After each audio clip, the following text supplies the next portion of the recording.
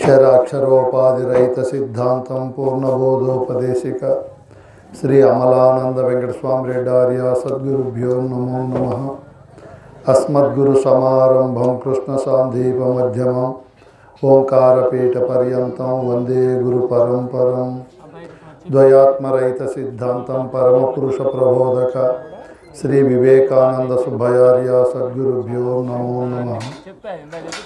ఈరోజు మనము ఈ గ్రామంలో శ్రీ నిజానంద మెట్టపల్లి సత్యనారాయణ స్వామి గారి 17వ వార్షిక పూజా కార్యక్రమాన్ని జరుపుకుంటున్నాము.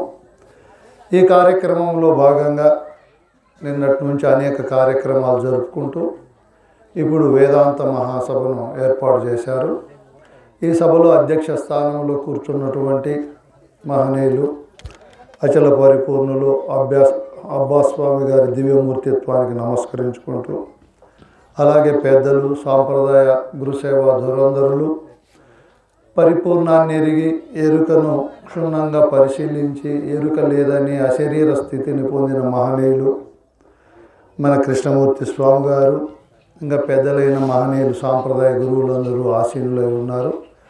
వారి పాదకమలములకు నా ద్వాదశ సాష్టాంగ దండ ప్రణామములు చెప్పుకుంటూ, సహాత్మస్వరూపులైన మీరందరూ ఈ సృష్టికి ఒకరే దేవుడని, ఆ దేవుడు గురుదేవుడని, ఆ గురువుకు త్రికరణ శుద్ధిగా భక్తి చేస్తూ గురువాక్య పరిపాలన దక్షులై గురుకృపకు పాత్రులై జీవితాన్ని హాయిగా ఆనందంగా నిర్మలంగా నిర్భయంగా జీవిస్తున్నారు.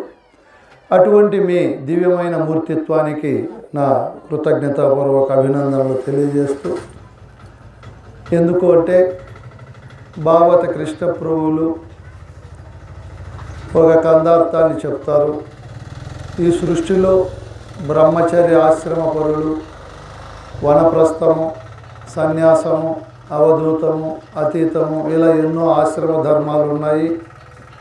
వాటన్నింటికంటే గృహస్థాశ్రమ ధర్మము గొప్పదని, భార్య పిల్లలు వ్యక్తిగతంగా కర్మకాండలతో స్వయం పోషకులై జీవిస్తూ ఒకవైపున ఆధ్యాత్మిక సంపదను సద్గురువు ద్వారా పొందడము చాలా గొప్ప విషయమని, ఇంగితము నెరిగి సద్గురు పొంగవుచే నరుడు భుక్తి ముక్తి క్రియలను సంగమము లెడలిన శృంగారమే వాణి చేష్ట చూసేవారులకు వాడున్నట్లు తోచేవారులకు మంగాళ సూత్రమే భంగి శృంగారము అశృంగారము శృంగారవతికట్లు చూసేవారులకు వాడున్నట్లు తోచేవారులకు అంటారు.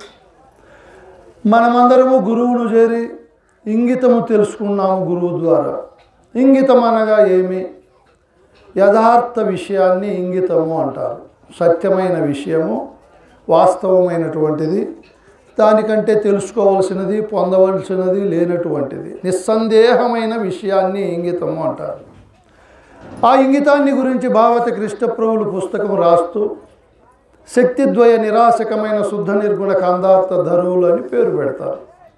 అంతకుముందు అనేక మంది ఋషి పుంగవులు, యోగి పుంగవులు, ఆచార్యులు అనేక గ్రంథాలు రచించి మన ముందు జ్ఞాన భాండాగారాన్ని ఇచ్చిపోయారు.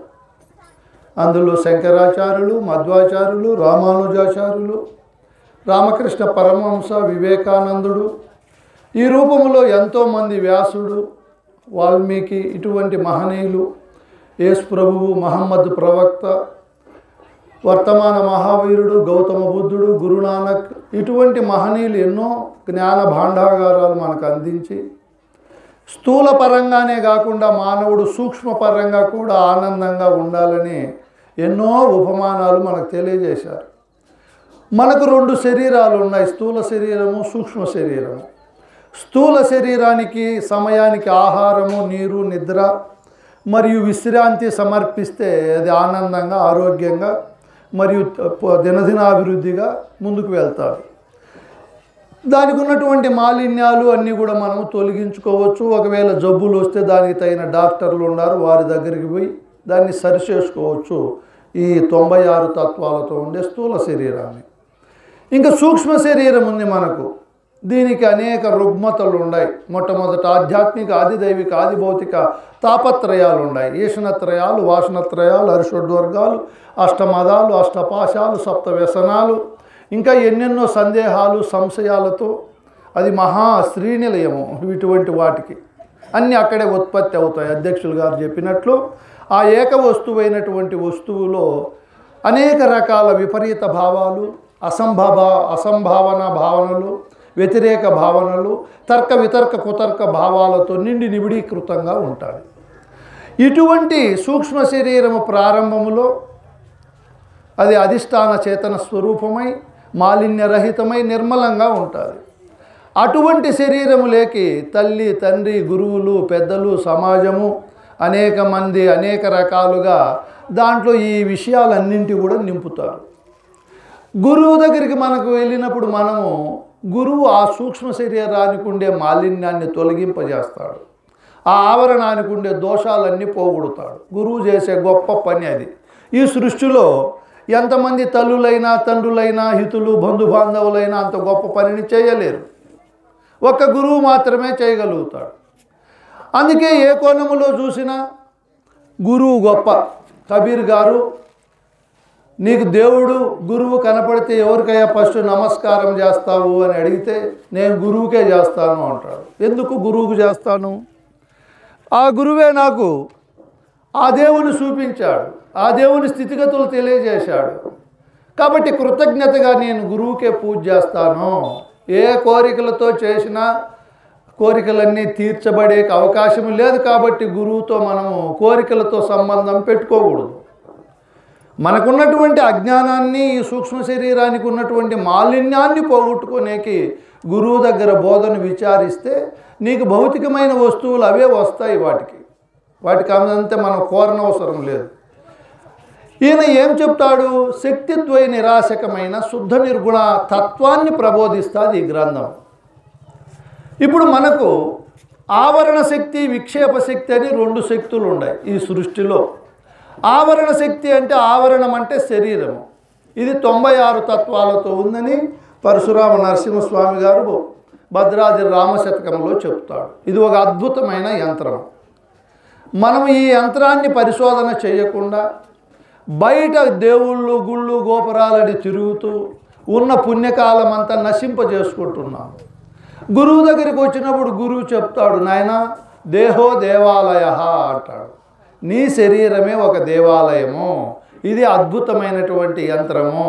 ఈ సృష్టిలో సూర్యునికి, చంద్రునికి, పంచభూతాలకు, మిగతా పక్షులకు, క్రిమికీటకాలకు, జంతువులకు లేని గొప్ప శరీరం మన గురువు గిఫ్ట్గా ఇచ్చాడు. ఇది ఒక అద్భుతమైన యంత్రం. ఈ యంత్రాన్ని గురించి గురువు చెప్తాడు. చూడు, ఈ యంత్రము శరీరమే నేనని దేహాత్మ బుద్ధితో విద్యుత్తు కనుక్కున్నారు. సెల్ ఫోన్లు, యంత్రాలు, శాస్త్ర సాంకేతిక రంగాలు, ఈరోజు రవాణా, విద్య, వైద్య, ఆహార పద్ధతులు ఇంత పూర్ణంగా విజృంభించాయి. ఇంకా ముందు ముందు విజృంభించబోతున్నారు. మానవునికి ఎంతో ఉపయోగకరంగా, విలాసవంతంగా, సౌకర్యవంతంగా ఉన్నాడు అంటే ఎంతోమంది ఈ దేహమే నేననే దేహాత్మ బుద్ధితో ఇవన్నీ కనుగొన్నారు. ఇది కూడా చాలా గొప్ప శక్తివంతమైనటువంటిది. ఇంకా దీన్ని నడిపే విక్షేపం ఉంది, తాను కదులుతూ శరీరాన్ని అంతా కదిలిస్తారు. ఈ సృష్టిలో ఉండే మానవ లోకమంతా ఈ కనపడే దేహమే నేనని దేహాత్మ బుద్ధితో ఉంటారు. కొంతమందో ఉన్నటువంటి 670 కోట్ల మానవ జనాభాలో అతి తక్కువ మంది 4 అంకెలకు కూడా లోబడి ఉంటారు. 1000 లోపల వాళ్లకు మాత్రం ఈ కనబడే దేహము నేను కాదని, దీన్ని నడిపించే విక్షేపమైన ఆత్మ నా నిజస్వరూపమని గురుకృప ద్వారా తెలియబడుతుంది. ఎందుకు అందరూ తెలుసుకోలేకనుండారు తన నిజస్వరూపాన్ని అన్నప్పుడు కనపడతా ఉండే శరీరాన్ని ప్రేమిస్తూ అదే నేను అనుకుంటాడు. దీని నుంచి బయటపడాలి అంటే 3 దోషాలు చెప్తారు. కృష్ణప్రభువులు రచించినటువంటి కందార్థాలకు సదృష్టాంత ప్రకాశ దీపిక అని ఒక పుస్తకం ఉంటుంది. దాంట్లోకి మనం ప్రవేశించి దాన్ని పరిశోధన చేస్తే 106 పుస్తకాలను ప్రామాణికంగా తీసుకొని ఆ గ్రంథాన్ని రాస్తాడు ఆయన. అందులో మానవుడు 3 దోషాలతో ఉంటాడు.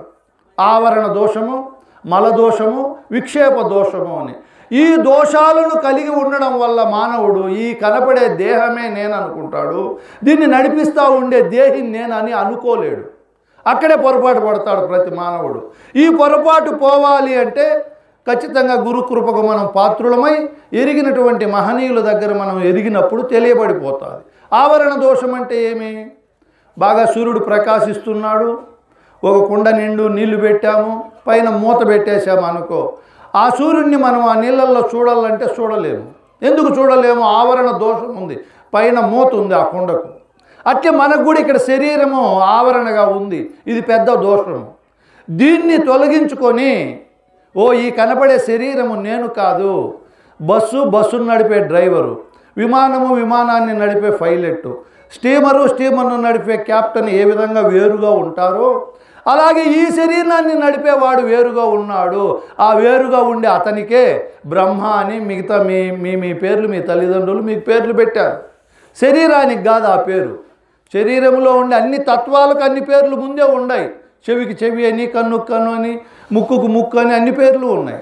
కానీ దీన్ని నడిపించే వస్తువుకు వేదాలు ఆత్మని, భగవద్గీత క్షేత్రజ్ఞుడని, ఉపనిషత్తులు ద్రష్టని, వివేక చూడమని, అది నిర్గుణమని, ఇట్లా అనేక గ్రంథాలు అనేక పేర్లతో వ్యవహరింపజేశాయి.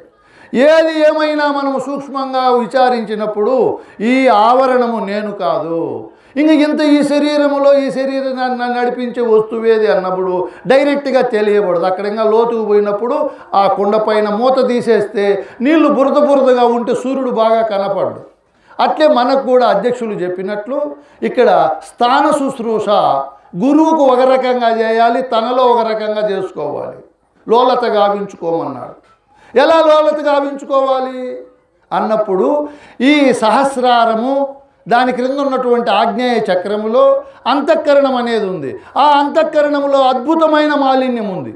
అది మన నుంచి తీసేసుకునేకి గురువు దగ్గరికి పోయినప్పుడు గురువు నా పాప, నా కోన, నా చిన్ని, నాయన్న, నా పెన్నిధానామా అని మంచి మంచి ముద్దు పేర్లు పెట్టి, ఇదిగో నాయనా దేహాత్మ బుద్ధి విడనాడు నాయనా, మనోవాసనలతో కూడి ఉండొద్దు నాయనా, సకల సద్గుణ సంపన్నునిగా ఉండు నాయనా, ఈర్ష్య ద్వేషము డంబము నీ హృదయం అని అంతఃకరణలో పెట్టుకోవద్దు నాయనా, జబ్బులు వస్తాయి. మీ ఇంట్లో పాడుబడిన వస్తువులు మనం పెట్టుకుంటామా? ఇళ్లల్లో పెట్టుకోము. అట్లే ఈ దేహంలో కూడా పాడుబడిన వస్తువులు అవి కోపము, ఈర్ష్య, డంబము, ఆశ, పాశ, అజ్ఞానము, అవివేకము, అంధకారము ఇవన్నీ తొలగించుకోమని ఆ కుండలో ఉండే నీళ్లను, ఆ బురదగా ఉండే వాటిని మనం బాగా ఇంకుబెట్టి ఆ బురద లోపలికి పోయిన తరువాత సూర్యుడు ఎట్లా ప్రకాశిస్తాడో అట్లా మనందరిలో కూడా జీవో దేహో ప్రోక్తో సనాతనః, సనాతనము నుంచి దేవుడు ఈ శరీరాన్ని ఆవరణగా చేసుకొని ఉన్నాడు, ప్రక్కన ఎక్కడా లేడు. ఇదంతా మనం ఈ బురదను తీసివేసినప్పుడు ఆ నీళ్ళల్లో పైన సూర్యుడు బ్రహ్మాండంగా కనపడతాడు. మరియు నీళ్ళపైన మూత, కుండపైన మూత తీసేసాము, నీళ్ళల్లో బురద లేకుండా ఇంక పెట్టేశాము. ఇప్పుడు కుండ కదులుతూ ఉందనుకో, సూర్యుడు కనపడ్డు, బాగా ప్రకాశంగా నిశ్చలంగా కనపడ్డు. మనకు కూడా కదలిక ఉంది, బ్రహ్మాండమైన కదలిక ఉంది. ఆ కదలిక పోగొట్టుకోవాలని అధ్యక్షుడు సుదీర్ఘంగా మనకు తెలియజేశాడు. ఆ మాటల్లో ఉండే సారాంశాన్ని మనం తీసుకొని ఎక్కడికి వెళ్ళినా ఆ పనిని న్యాయంగా చేయాలి. ధర్మో రక్షతి రక్షిత అన్నారు. ఇక్కడికి మన ధర్మం ఏమి? ఇప్పుడు మేము అధ్యక్షులు చెప్పిండే గంట ఉపన్యాసం మీరు చెప్పమంటే పిన్ టు పిన్ చెప్తాం, అంత శ్రద్ధగా విన్నాం.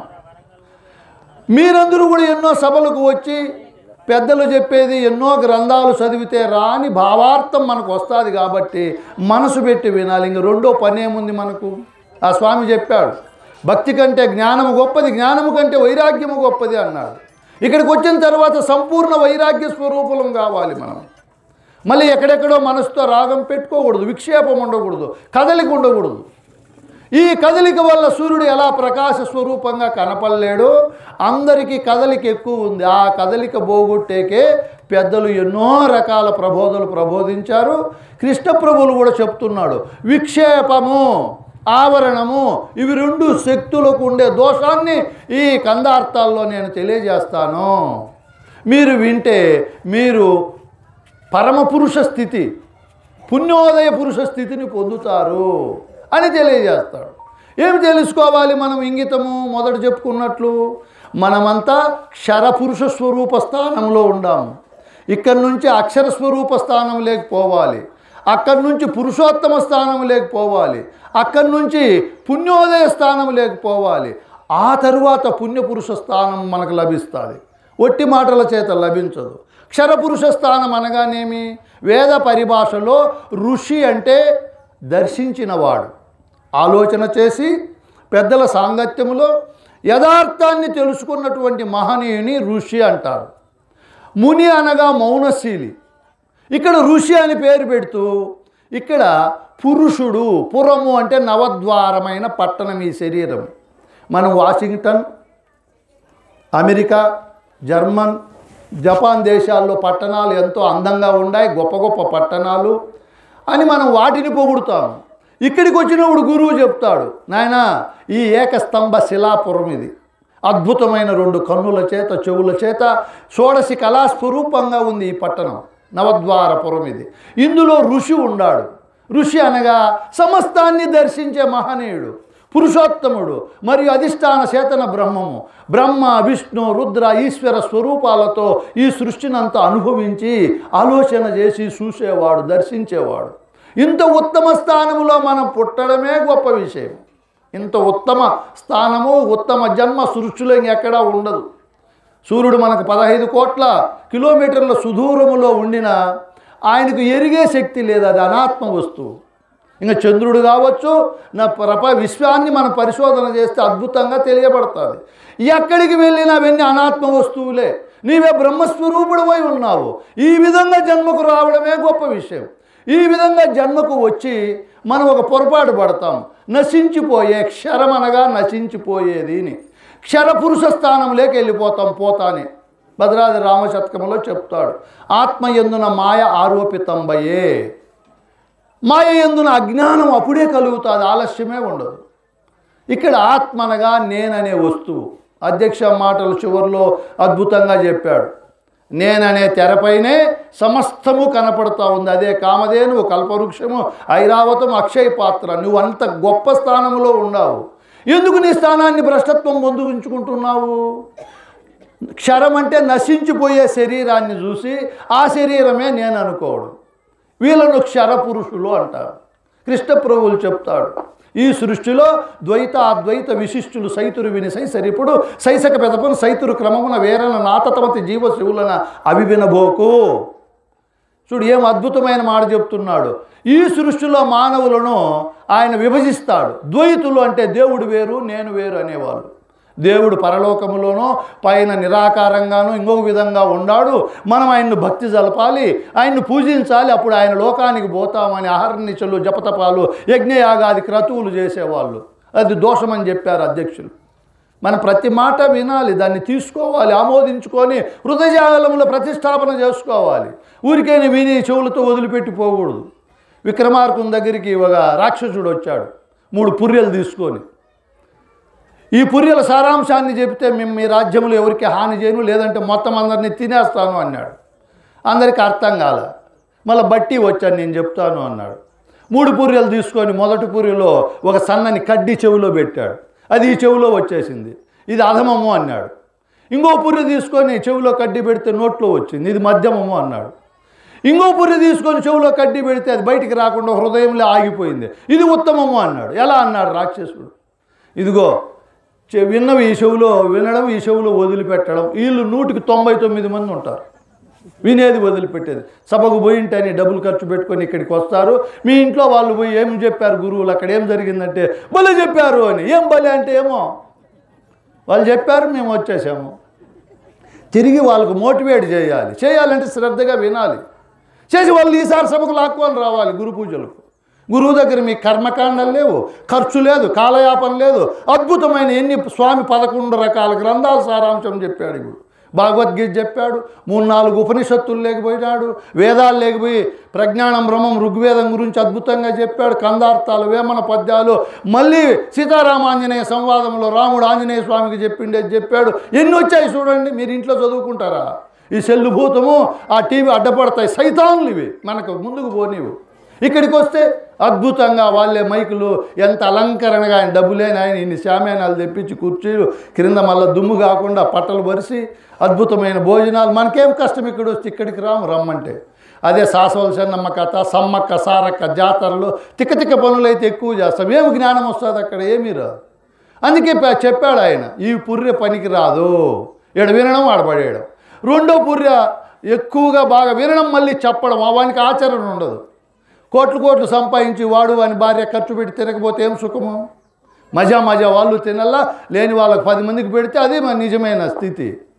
అట్లా వాడు వింటాడు, చెప్తాడు, కానీ ఆచరణ ఉండదు. మూడో వాడు విన్నది హృదయంలో అనుష్ఠానపరుచుకుంటాడు, ఆచరిస్తాడు. అవును కదా, అధ్యక్షులు ఏం చెప్పాడు? ఈ సృష్టిలో గురువాక్యమే వినాలి, గురువుకే స్థాన అంగభావాత్మ సేవలు చేయాలి. ఆ గురువునే భావజాలంలో, హృదయజాలంలో ప్రతిష్టాపన చేసుకొని ఆయన వాక్యం ప్రకారమే మనం నడవాలి. ఏం చెప్పాడు ఆయన వాక్యము? ఎలా చెప్పాడు? నీవు తనువు, మనస్సు, ప్రాణము గురువుకు దారపోయించిన తరువాత వాటిపైన ఏమాత్రం పెత్తనం ఉండకూడదు. మనకు గురువుకు దానం ఇచ్చాం. ఎంత గొప్ప అద్భుతమైన అవకాశమో ఇది. బలిచక్రవర్తి వాళ్ళ గురువుకు చెప్తాడు, రే వచ్చినోడు విష్ణువు ఇవ్వద్దురా దానము నిన్ను నాశనం చేస్తాడంటే, అట్లా ఆదిని శ్రీసతి కొప్పుపై, తనువుపై, హంసోత్తరి ఇయ్యంబుపై, బాలిళ్లపై, కపో తల లతటిపై, సాధు సజ్జనుల శిరస్సుపై పెట్టిండే చెయ్యి నా క్రింద అయి నేను పైన చెయ్యి పెట్టడం నా భాగ్యము కాదా? ఇస్తే నేను అట్లా వానికి దానం ఇవ్వాలా అంటాడు. మనం అఖండ చేతన స్వరూపుడు, మంగళ స్వరూపుడు, విద్యా స్వరూపుడు, సర్వేశ్వరుడు, ఉత్తమ మంగళ శాసన స్వరూపుడైన గురువుకు దానం ఇచ్చామంటే మనం ఎంత గొప్ప వాళ్ళము. ఇచ్చిన తరువాత ఇచ్చినట్లే ఉండాలి. ఈ దేహంతో దుర్మార్గమైన పనులు చేయకూడదు, మోసాలు, అన్యాయాలు, అధర్మాలు చేయకూడదు, గురుద్రోహులము కాకూడదు. మనం ప్రాణం గురువుకి ఇచ్చాము, నిరంతరము నిర్మలంగా ప్రాణాన్ని పెట్టుకోవాలి. ఆయుష్ పెరుగుతుంది, బీపీ షుగర్ దగ్గరికి రావు. పులులుండే చోటికి జింకలు పోతాయా, పిల్లులుండే చోటికి ఎలుకలు పోతాయా, చీకటి ఉండే వెలుగుండే చోటికి చీకటి ఎలా పోలేదో, ఇట్లా మన హృదయంలో గురువాక్యాన్ని ఎవరైతే పదిలపరుచుకుంటారో అక్కడ దరిద్రము కానీ అష్టకష్టాలు కానీ ఏమీ రానే రావు. పార్వతి పరమేశ్వరునితో చెప్పే విషయంలో పరమేశ్వరుడు చెప్తాడు, నాయనా సంసార సాగర సముద్ర నైక మంత్రం, బ్రహ్మాది దేవముని పూజిత సిద్ధి మంత్రం, దారిద్ర్య దుఃఖ భవరోగ వినాశ మంత్రం, నాయనా వందే మహాభయహరం గురురాజ మంత్రం. ఇది సామాన్యమైంది కాదు. ఏమంటే మనకు దీని విషయం అధ్యక్షులు చెప్పే బోధలో మనం ప్రవేశించినప్పుడు పూర్ణాధికారి అయిన వాళ్ళకు రుచిస్తుంది ఈ మాటలు. పూర్ణాధికారులకు, మామూలు వాళ్ళకు రుచించవు ఇవి. మామూలు వాళ్ళకు మామూలు మాటలే రుచిస్తాయి. ఇది దైవ సభ, వేదాంత సభ. ఈరోజు మేము చెప్పే మాటలు ఇంతకుముందు త్రేతాయుగములో, అంతకుముందు ద్వాపర యుగములో, అంతయుగము కృతయుగములో మహామహా ఋషిపుంగవులు అన్నీ చెప్పిన మాటలు, మేము చెప్పే మాటలు.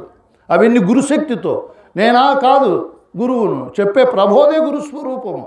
ఆ మాటలు మనం శ్రద్ధగా విని హృదయంలో ఆచరింపజేసుకోవాలని బట్టి చెప్తాడు. ఆ రాక్షసుడు టక్కన మాయమైపోతాడు.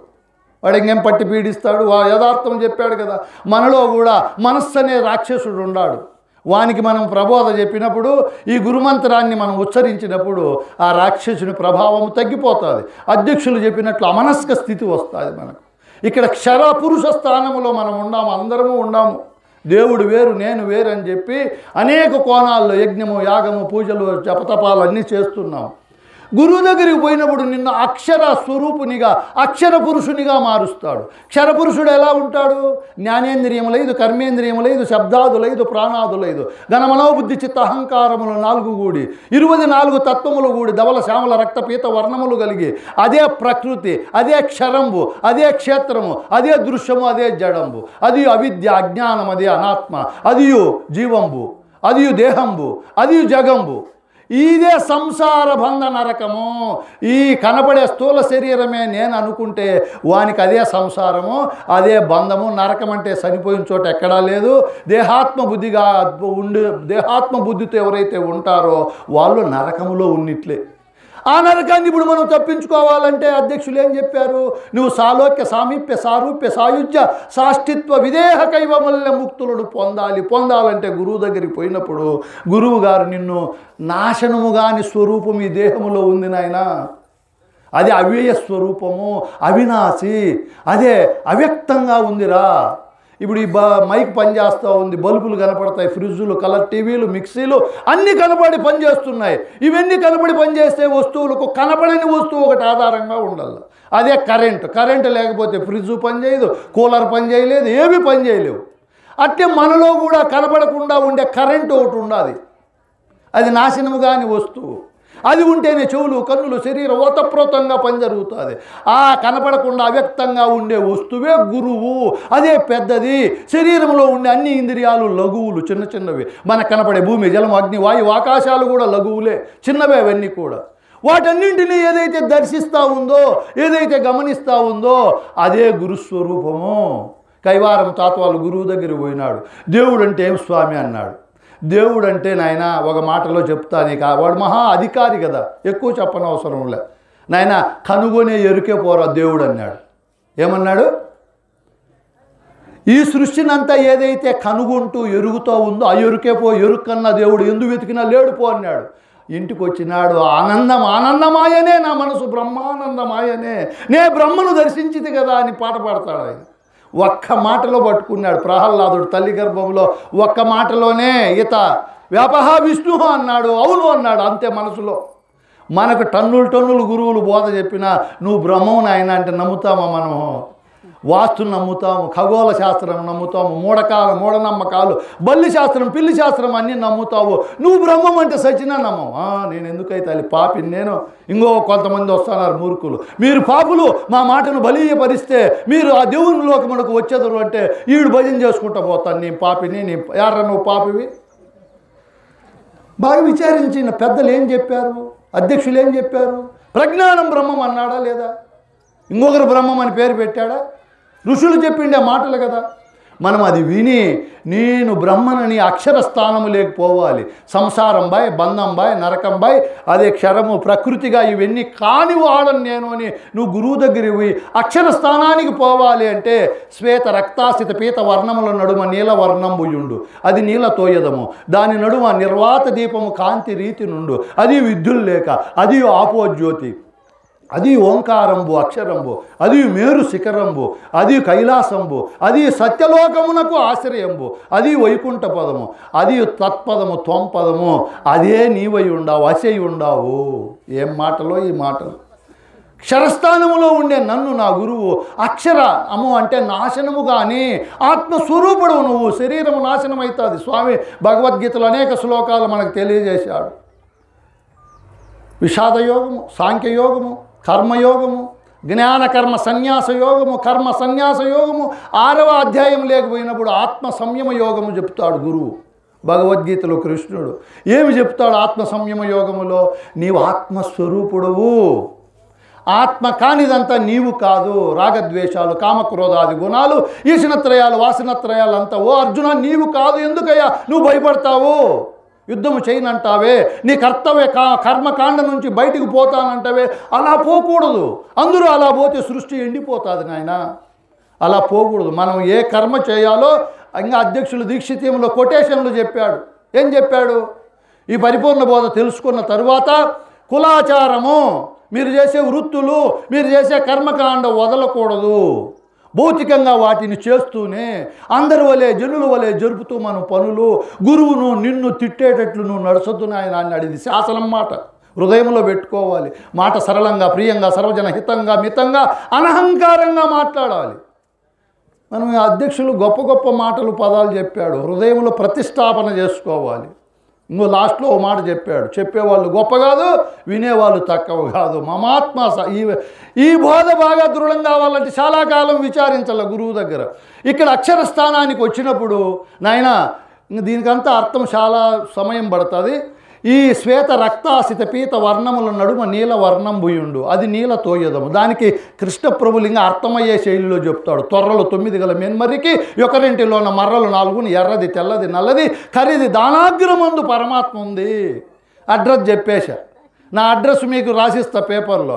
అది సృష్టిలో అచల గురువులు మిగతా పెద్దలు కాక ఎవరినైనా మీరు అడగండి, అడ్రస్ చెప్పలేరు. పరమాత్మ అడ్రస్ మన గురువులు బ్రహ్మాండంగా చెప్తారు. నీవే పో శ్రీదేవమ్మ, బ్రహ్మ నీవే పో పరమాత్మ, ఇంతకంటే పరమాత్మ లేదని అద్భుతంగా చెప్పేస్తారు. నువ్వు ఎత్తుక్కోపోయి ఎక్కడన్నా కానీ ఉంటే అప్పుడు అడుగు. నీవే నాశనము కాని వాడవు. ఇట్లా పరమాత్మ ఆనంద అక్షర స్వరూపానికి మనం వచ్చిన తరువాత ఇప్పుడు ఎలా ఉండాలి మన స్థితిగతులు? క్షరపురుష స్థానములో ఉన్నట్లు ఈర్ష్యాద్వేషము, డంబము, పాపము, పుణ్యము ఇటువంటి ద్వంద్వాలు లేకుండా అక్షర స్థానములోకి వచ్చినటువంటి వారు పురుషోత్తమ ప్రాప్తి కలగాలి. భగవద్గీత 15వ అధ్యాయం చెప్తుంది. ఇది మనకు ఒక జబ్బు ఉండాలి. ఇట్లా సద్గ్రంథాలు పెట్టుకోము, ఇంట్లో చదవము, గురువుల దగ్గరికి అటువంటి విషయాలను అడగము. చైనా బొమ్మలు, మలేషియా బొమ్మలు ఇంట్లో పెట్టుకొని బ్యాక్టీరియాలు వచ్చి దగ్గు తుమ్ములు వచ్చి అడిగి చేసుకుంటాం. ఇట్లా గ్రంథాలు తీసుకోవాలి. ఇంట్లో ప్రతిరోజు స్వాధ్యాయం చేయాలి, లేదా గురువుతో సంబంధం పెట్టుకోవాలి. ఫోన్లు ఉన్నాయి, గురువులకు ఫోన్లు చేస్తే అనేక విషయాలు మనకు తెలియజేస్తారు. ఇప్పుడు చెప్పినటువంటి బోధ రికార్డ్ చేసుకోవాలి, పదే పదే వినాలి. నేను ఇప్పుడు నాకు వయసు 53 సంవత్సరాలు, తిన్నదే తిని ఇట్లుండా, ఇంతలా ఉండ. ఒక్కరోజు తినకుండా పోతే ఏమైపోతా నేను? పలసబాడిపోయి తలనొప్పి వస్తుంది, జ్వరం వచ్చి డాక్టర్ దగ్గరికి పోవాల్సి వస్తుంది. మనము గురువు దగ్గర చేరిన ఆ రోజు గురువు చెప్పినాడు మంత్రం అనుకుంటే కుదరదు. అధ్యక్షులు ఓ మాట చెప్పాడు, సచ్చెడిదాకా నిద్ర వచ్చేదాకా. ఏమన్నాడు?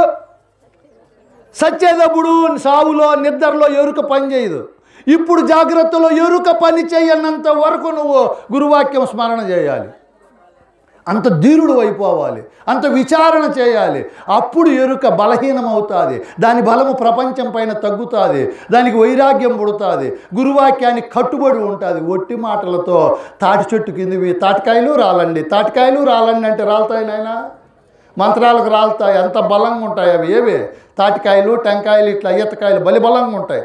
బలీయమైన వాడు పోయి చెట్టు ఎక్కి పెరిగితే కానీ రావు అవి. వచ్చిన తరువాత మళ్ళీ దానిలో టెంకాయని పగలగొట్టాలంటే ఎంత కష్టమో. ఈ పరిపూర్ణ బోధ మనస్సుకు పట్టించాలంటే అదిగోమంటి కదిలిపోయే మనస్సును మనం నిర్మలం చేసుకొని బోధ దానికి ఎక్కించాలంటే కదిలే సూదికి ఊడు దారం ఎక్కించలేడు. ఎంత మంచి కన్నుల పవర్ ఉండేవాడు కూడా ఎక్కించలేడు. కదలకుండా ఉంటే గుడ్డోలు కూడా ఇట్లా ఎక్కించగా ఎక్కిపోతుంది దారం. అందుకే మన మనసును కదలకుండా చేసుకోవాలి. చాలు, చూశాము ఎన్నో కోటి జన్మములు ఎత్తియును శతకోటి దుఃఖములు అనుభవించుచు నాటి మాటలు తలుచుకుంటే నాటు నీ మదికి. నాయనా, ఎన్ని జన్మలు ఎత్తావురా స్వామి, ఎన్ని రకాలు చూశావు ఈ సృష్టిని. కాబట్టి ఇప్పుడు జాగ్రత్త పడాలి. 21,600 జరుగు హంసలు తరుగు ఆయువు. రోజు రోజుకు దేహం అంటే కాలిపోతూ ఉంది. దేహం అంటే ఏమర్థమో? దహించిపోయే వస్తువు. ఇది పూర్తిగా దహించకముందే గురువాక్యములో బలీయము కావాలి, దృఢం చేసుకోవాలి. దృఢం చేసుకోవాలి అంటే ఇప్పుడు క్షర పురుష స్థానంలో ఉండే గుణగణాలు, ఆ ఆవరణాలు స్వామి చెప్పాడు, ఎన్నో ఆవరణాలు దాటిపోవాలి. పరిపూర్ణ బోధ కావాలి అంటే సప్త అజ్ఞాన ఆవరణాలు, సప్త జ్ఞాన ఆవరణాలు 14 దాటాలి. దాటిన తరువాత సప్త జ్ఞాన భూమికలు, సప్త అజ్ఞాన భూమికలు ఇవి దాటాలి. వేదాంత విచారణలు ఇవన్నీ దాటుకుంటా పోతే ఏం మనకు భార్య ఉంటే తప్పేమి, బంగళాలు ఉంటే తప్పేమి, దనకనక వస్తువాహనాలన్నీ ఉంటేమి, నీ భావము కుదిరింది కదా. సూక్ష్మ శరీరానికి నేను పరమాత్మనని యథార్థము కలిగిన తరువాత కృష్ణుడు, రాముడు, జనకుడు ఇటువంటి మహనీయులు సంసారం చేశారు. వాళ్ళకైనా తగులుకునిందా, అంటుకోలేదు. మనం ఇప్పుడు పురుషోత్తమ ప్రాప్తి, పురుషోత్తమ స్థానానికి పోవాలి. 16వ అధ్యాయమును మీరు విచారిస్తే అర్థమవుతుంది పురుషోత్తముడు ఎలా ఉంటాడు అన్నప్పుడు. భద్రాద్రి రామశతకంలో పరశురామ నరసింహదాసు మనకు అర్థమయ్యే తెలుగు భాషలో చెప్తాడు. నాయన, అలబ్రహ్మ క్షత్రియ వైశ్యాది వర్ణములు నీకు లేవు, వర బ్రాహ్మణ ఆశ్రమ ధర్మాలు నీకు లేవు, స్వజాతి విజాతి స్వగత భేదములు నీకు లేవు, కులనామ రూపములు గోత్ర సూత్రములు ఖేదమోదములు వాదవేదములు నీకు లేవు. నాయన, నువ్వు నిర్మలుడవు. ఏం మాటలు ఈ మాటలు! క్షరపురుష స్థానము నుంచి అక్షరపురుష స్థానం లేకొచ్చి అక్కడ ఈ స్థితిని కలగాలి. అట్లా ఎవరైతే కలుగుతారో వాళ్లకు ఇంగితము కొద్ది కొద్దిగా తెలుస్తూ ఉంది. ఇప్పుడు పూర్తిగా లేదు. గురువు దగ్గర ఇంగితము తెలుసుకుంటున్నాడు. నేను శుద్ధ చైతన్య స్వరూపుడును. అది కుంటలో కనపడినా, బావిలో కనపడినా, సముద్రంలో కనపడినా సూర్యుడే. అట్లా అన్ని జీవరాశుల్లో చెప్పాడు కదా అధ్యక్షులు. మనుషుల్లోనే కాదు, పశువుల్లో కాదు, పక్షుల్లో కాదు, చీమల్లో కాదు, అంతటా చైతన్యం ప్రకాశిస్తూ ఉంది. నాయన, మన్నాథ శ్రీ జగన్నాథ మద్గురు శ్రీ జగద్గురు మమాత్మ సర్వభూతాత్మ తస్మై శ్రీ గురవే నమః. గురువు కూరికైన పొద్దుబాక నమస్కారం పెడుతున్నామా మనం? కాదు. గురువు వల్ల మేలు పొందాము. ఏం మేలు పొందాము? నన్ను నడిపించే నాథుడే ఈ జగత్తునంతా నడిపిస్తున్నాడు. నాలో ఉండే నాథుడే అన్ని జీవరాశుల్లో ఉన్నాడు.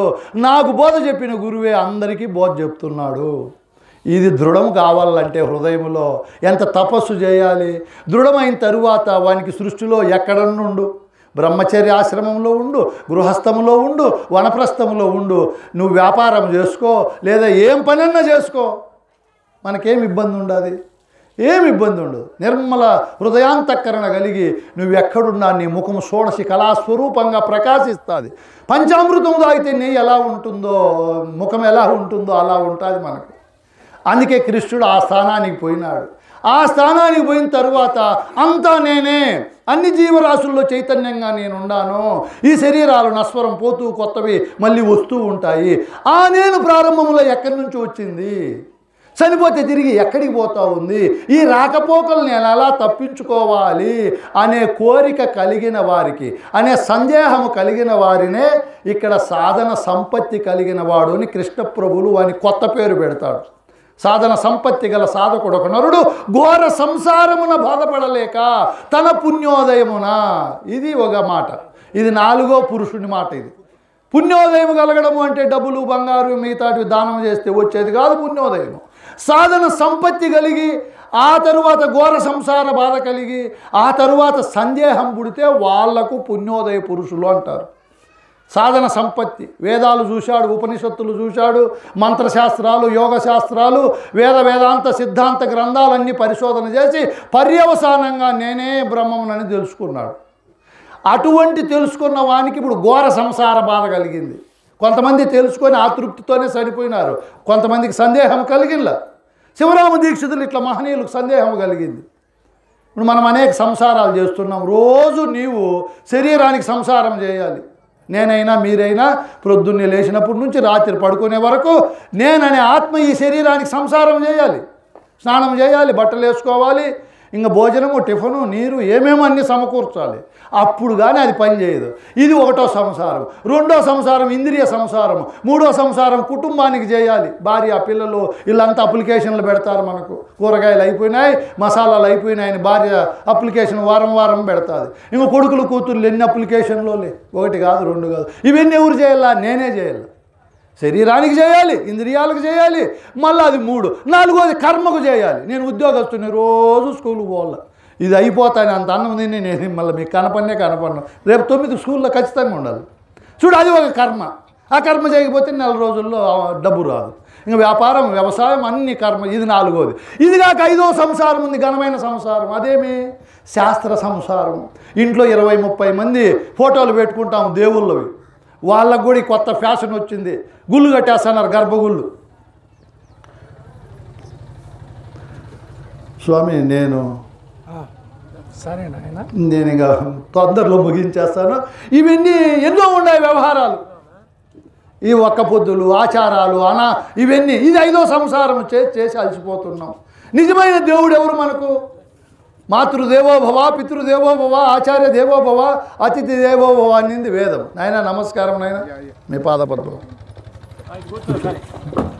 ఎవరు దేవుళ్ళు? నిజమైన దేవుళ్ళు జన్మనిచ్చి అస్తులు పస్తులు ఉండి తల్లి మొదటి దేవత. తల్లి మాలు ఎవరన్నా వేసారా? తల్లికి ఇంట్లో ఏమన్నా తల్లి రూమ్ అని ఎవరన్నా కట్టారా? ఇంతమందిలో జనాభాలు ఎవరు కట్టరు. మనకు పైసా పని చేసిండరు, మనకు పైసా ఉపయోగం ఉండరు. ఆ దేవుళ్ళకు గుళ్ళు కట్టేస్తాం. తల్లిదండ్రుల కింద డొక్కుమంచాలు వేస్తారు మన వాళ్ళు. ఇది అంత అన్యాయం చూడండి. గురువుల దగ్గరికి మీ పిల్లలు పిలుచుకొని వచ్చి వాస్తవం చెప్తారు. నాయన తల్లేరా నీకు దేవత, తండ్రేరా నీకు దేవుడు. ఆటో ఎక్కినప్పుడు ఆటో వాళ్ళు దేవతలు, కూరగాయల దగ్గర పోయినప్పుడు కూరగాయల దేవతలు అమ్మేవాళ్ళు, ఈ బస్సు డ్రైవరు దేవుడు. ఈ సృష్టిలో నువ్వు సంగమ శరణం గచ్చామి, నువ్వు ఆరోగ్యంగా ఆనందంగా ఆహ్లాదంగా ఉండాలంటే ఇంతమంది నీకు సహాయపడాలని గురువు అన్నీ నేర్పిస్తాడు. నేర్పించి ఏం చేస్తాడు? మనకు ఈ భ్రమలు భ్రాంతులు అన్నీ తొలగింపజేస్తాడు. తొలగింపజేసి నీకు ఉన్నత స్థానాన్ని అధిరోహింపజేస్తాడు. ఎంత అధిరోహింపజేసి ఓహో ఇన్ని సంసారాలు చేసి మానవుడు అలసిపోయి తన శక్తిని యుక్తిని దీన్ని ఖర్చు పెడుతున్నాడు. ఇంకా 6వ వాడు వచ్చాడు. వీడు గురువుల దగ్గర పోయినాడు, నేను బ్రహ్మమునని తెలుసుకున్నాడు. తెలుసుకున్న తర్వాత వానికి ఒక సందేహం వచ్చింది. ఈ బ్రహ్మం ఈ సృష్టిలోకి ప్రారంభంలో ఎక్కడి నుంచి వచ్చింది, ముగింపు తిరిగి ఎక్కడికి పోతుంది, ఇట్లా 1,000,000 జన్మములు ఎత్తి 1,000,000 దుఃఖాలు అనుభవించాల్సిందేనా, కల్పశతముల కన్నా కాలం అయిపోతూ ఉంది కదా అని సందేహం కలిగి ఇప్పుడు పుణ్యపురుషుని దగ్గరికి పోతాడు. వీడు ప్రయాణమై ఇట్లా సందేహం కలిగిన వారిని పుణ్యోదయ పురుషుడు అంటాడు. ఈ 4వ వాడు. 5వ వారి సృష్టిలో అంత 100ల్లో ఉండారు పుణ్యపురుషులు. పరిపూర్ణాన్ని ఎరిగి ఎరుకను విచారించి ఆద్యంతములు లేని అచలము 2వ ప్రకారము నెన్నడు కాకయుండు నిర్ణయం చేసుకున్నారు మా గురువులు, అచల గురువులు. ఏమని? ఆది లేదు, అంతము లేదు పరిపూర్ణానికి. భూమికి ఆది అంతం ఉంది, జలం, అగ్ని, వాయువు, ఆకాశాలకు. ఆత్మకు కూడా చెట్టును పక్షి ఆశ్రయించుకొని ఉంటుంది, కలువలను ఎలుకలు, పుట్టలను పాములు ఆశ్రయించుకొని ఉంటాయి. అట్లే దేహాన్ని దేహి అయిన ఆత్మ ఆశ్రయించుకొని ఉంది. ఇది అనాత్మ, అనాశ్రిత వస్తువు కాదు అని గురువు చెప్పి ఈ ఆత్మ అంతట కలది ఎరుకని ఎంతో వాదింపుచుందురు ఎరుగని వారు. తెలియని వాళ్ళు చెప్తారు నాయన, అంతటా ఉండేది ఆత్మ కాదు, అంతటా ఉండేది ఆత్మకు సర్వలక్షణ విలక్షణమైన పరిపూర్ణం ఉంది అని మైకు కదా మీకు ఎలా చూపిస్తున్నానో అచల గురువులు పరిపూర్ణమైన నిజదేవుణ్ణి అలా చూపిస్తారు. దానికి శిష్యుడు ఆశ్చర్యపోతాడు. ఆది లేదు, అంతము లేదు దానికి, అది రెండో ప్రకారం ఎప్పటికీ మారదు, ఇంకో రకంగా మారదు. సృష్టికి పూర్వము, సృష్టి ఉన్నప్పుడు, సృష్టి పోయినా కూడా అది కదలక మెదలక వదలక బెదరక అట్లే ఉంటుంది. ఆ పరిపూర్ణమైన దేవునికి ఈ ఎరుకకు సంబంధం లేదు. ఈ ఎరుక ఈ సృష్టిలో కలవలే, ఒక మిథ్యా స్వరూపము పెనుమాయగా తోచి వస్తూ ఉందని సద్గురువు దగ్గర, ఆ సద్గురువే పుణ్యపురుషుడు అంటాడు కృష్ణప్రభువులు. ఈ పుణ్యోదయ పురుషుడు పుణ్యపురుషుడు ఇద్దరు కలుసుకొని పరమపురుషుడైన పరిపూర్ణాన్ని గురించి మాట్లాడుకుంటారు. ఇంకా పెద్దలు ఎంతోమంది వచ్చారు. ఆ పరమపురుషుడైన పరిపూర్ణాన్ని గురించి ఇన్ని స్థానాల్లో, అక్షర స్థానంలో ఉత్తమ పురుషోత్తమ స్థానంలో, పుణ్యోదయ స్థానంలో, పుణ్యస్థానంలో ఉన్నటువంటి ఎరుకను గురించి వివరిస్తారు. ఈరోజు మనం ఎంతో పుణ్యపురుషులం, అదృష్టవంతులం. ఇక్కడికి వచ్చి సద్గురువుల దర్శన స్పర్శన సంభాషణలో వారి పూర్ణాశిష్యులు మనం పొంది వాళ్ళ వాక్కులలో మన అంతఃకరణలో ప్రతిష్ఠ చేసుకొని పోతున్నామంటే ఈ భూమండలంలో ఇంతకంటే గొప్ప వాళ్ళు ఎవరు లేరు. ఒకసారి మా ఎట్ల గురువులు ఇట్లా మాటలు చెప్తూ ఉంటే, పక్షులు జంతువులు ఒక గురువు దగ్గర మేమేమంత పాపం చేశాము స్వామి, అచల సాంప్రదాయంలో గురు శిష్యులే గొప్ప నిర్మల స్థితి, అశరీర స్థితి, అనహంకార స్థితి, అనిమిషులై ఉంటారని వాళ్ళు చెప్పుకుంటున్నారు. అంటే వాళ్ళు చెప్పేది నాయన నిజమేని అంటాడు గురువు, మేము ఒప్పుకోమంటారు. అప్పుడు ఒక పందిని పిలిచి డాక్టర్లు, ఇంజనీర్లు, ఉపాధ్యాయులు అందరు లేకపోయింది. ఆ పంది ఎక్కడ కూడా అర్ధగంట కూడా ఉండలా, అట్లుంది వాళ్ళ స్థితి. అది ఇది సంపాదించాలని గజిబిజి నిర్మలమే లేదు ఎవరికి, వాళ్ళందరికీ. పౌర్ణమి రోజు సముద్రం ఏ విధంగా ఆటుపోటులతో కదులుతూ ఉంటుందో అట్లా ఉండారు. అచల గురువులు లేక వచ్చేసింది ఎవరు, పంది. పోనే లేదంట. ముందే అది పంది బురదలో ఉండేది, అది అజ్ఞాన వివేకాలతో ఉండేది, మదించి ఉంటుంది.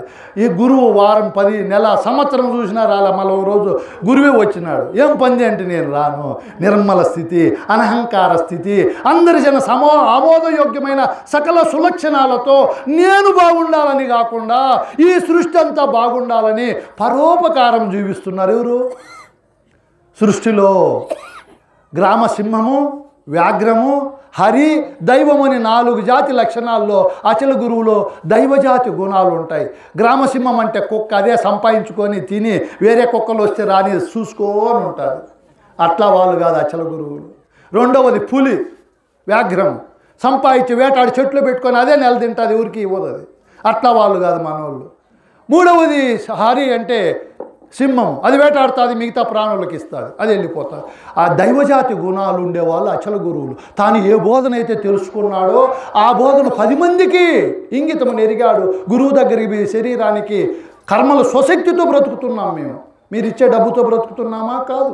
స్వశక్తితో బ్రతుకుతూ కష్ట నష్టాలు వచ్చిన మన జాతి మనుషులను కలుసుకుంటూ, ఆ స్వామి మనకు ఒక కాశీం స్వామి ఒక ఫోన్ చేస్తామని వస్తామని ఎంతో కష్టపడి వచ్చాం.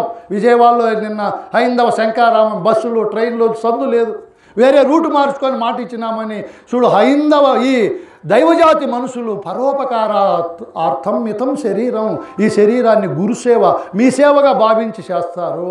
సింహజాతి కూడా కాదు.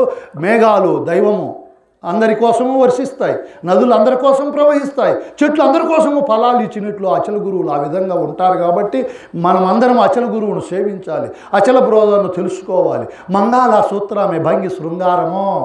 మంగళసూత్రం ఉండే బాగుండే అందంగా ఉండే ఆమెకైనా, అందం లేని ఆమెకైనా ఆ మంగళసూత్రానికి ఎలా విలువ ఇస్తారో లోకులు, అట్లా గురువాక్యం ఎవరి దగ్గర అయితే ఉంటుందో వాళ్ళకి ధనాలు వచ్చినా, కష్టాలు వచ్చినా, లాభాలు వచ్చినా, నష్టాలు వచ్చినా సృష్టిలో శృంగారంగా ఉంటారు. అందుకే గురువు దగ్గర మనము గురుపదేశం ద్వారా మంత్రాన్ని తీసుకొని మంత్రాది దేవతలను దర్శించి అశరీరులమై, అనహంకారులమై, తేజోనిధితో సృష్టిలో ఈ జీవితాన్ని గడపాలని మనసావాచ నేను కోరుకుంటే అవకాశం ఇచ్చిన అధ్యక్షులకు మీకు కృతజ్ఞత అభినందనలు తెలియజేస్తూ ఇంతటితో ముగిస్తున్నాను. జై సద్గురు మహారాజుకు. అందరికీ జై గురు. మరిన్ని ఆధ్యాత్మిక రహస్యాల కోసం అచల బోధ, ఆత్మబోధ, భగవద్గీత, అలాగే పండుగల్లో దాగిన అర్థాలు, అంతరార్థాల కోసం మరియు యోగము, ధ్యానము మొదలైన అనేక ఆధ్యాత్మిక తెలుగు ప్రవచనాల కోసం క్రింద ఉన్నటువంటి రెడ్ కలర్ సబ్స్క్రైబ్ బటన్ను క్లిక్ చేయండి. అలాగే ప్రక్కనే ఉన్నటువంటి గంట సింబల్ను నొక్కండి. అలాగే ఈ వీడియో మీకు నచ్చినట్లయితే లైక్ చేయండి మరియు షేర్ చేయండి. జై గురు.